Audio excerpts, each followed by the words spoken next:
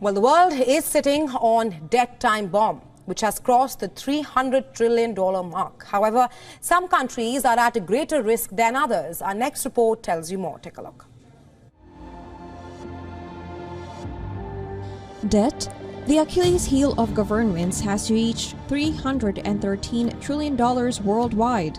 The worst hit are the developing countries, where deficits are widening, currencies are weakening, prices are rising, and growth is slowing. 3 countries in particular could remain highly indebted: Argentina, Pakistan, and Sri Lanka. Argentina is the most indebted country in the world by a huge margin. It already has an active IMF relief package, even as its national debt has crossed $400 billion.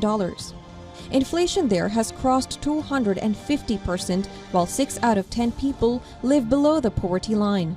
Libertarian President Javier Milei vows major reforms to cut the debt burden and resurrect the economy. However, a shock therapy is likely to jolt the economy even further. The incoming government in Pakistan has its task cut out: negotiate an IMF deal to bail out the economy. The country's total debt is about $290 billion.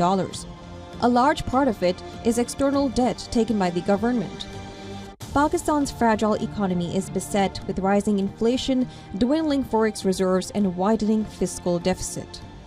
But an economic recovery will be tougher for the country, as a large part of its budget will go into interest payments.